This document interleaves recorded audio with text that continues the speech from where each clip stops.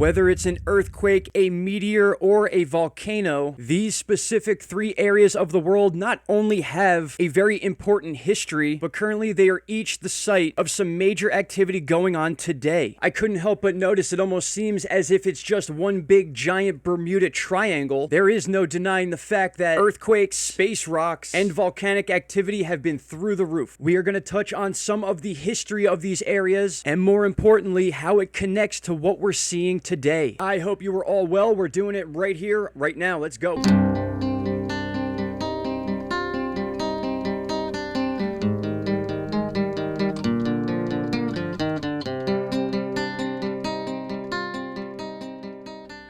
Welcome back, my friends. November 9th, 2021, and we're jumping right into this. In the last 24 hours, not one, not two, but three meteor reports taking place within the eastern United States / Northeast and Canada. As we've been reporting for weeks now, it seems like each day is bringing multiple sightings in specific areas. Those of you that follow my channel know that for weeks now, we've been talking about how every few days, NASA's releasing an article talking about this DART system, or DART rocket, that's going to be our Earth defense system against asteroids. What's interesting about the timing of all this is it seems to be coming while we are going through a major uptick in meteor sightings, reports, and meteorites, which are ones that touch the ground. Whether these stories are true or not, it's a theme going on more and more as we approach this launch date of NASA's DART system. But with all this information together, I want to show you something that has taken place in the northeast of the United States and Canada specifically, to possibly show evidence of specific areas of the Earth that are more prone to meteor and or asteroid strikes than other parts. Now, I'm sure many of you are like, hey, Mr. Into Thin Air guy, what makes you think these things hit specific spots on Earth? Well, you're looking at an area right now in Canada that has one of the most famous asteroid strike areas in the world, not to mention just a few hundred miles away, or should I say kilometers, we have another. And these are just two that are known about. It is said that this area of Canada may hold up to 10 different asteroid strikes that we've been able to uncover or find evidence of. Now, I am aware there are impact craters all over the world, but specifically this area with two of the main ones just a few hundred miles apart, as we said, and within this chart, the consistent overlays of multiple strikes, it's very hard to ignore, especially with everything going on today. I'm going to leave a link for a very cool website that describes a lot of these craters that we do know about, including the Clearwater Lakes and the more famous crater of Lake Manicouagan, also in Quebec, Canada. So you guys can come check these two areas out on your own among the others. And if nothing else, very interesting information about when those happened and what they did to change this planet. All right, my friends, we're going to take a look at some earthquake activity. That actually brings us to our second area near Nicaragua, basically Central America as a whole. A 6.4 earthquake downgraded to a 6.2, and that's just today. For those of you that remember 2020 and 2021, we've had some of the biggest earthquakes we've seen in a long time, specifically the 7.7 that took place just north of Jamaica, just underneath Cuba, right on the fault line. The next biggest was a 7.4 just on the Pacific side of Mexico, also within the groupings of these fault lines in Central America. Back in August, 7.2 earthquake struck Haiti. 1 month later, another big 7.0 in Mexico. And then more so over the last few months alone, high-grade 6s, some downgraded from 7s, all taking place in the Central American region. That basically goes to show about 6 to 7, 7.0 and higher earthquakes, one pushed in 8.0, all within 2020 and 2021. And what that past research does for us now is shows us the significance of a downgraded 6.5 or a 6.6 earthquake down to a 6.3 in this specific region. Now, if all that information so far isn't enough to make you go,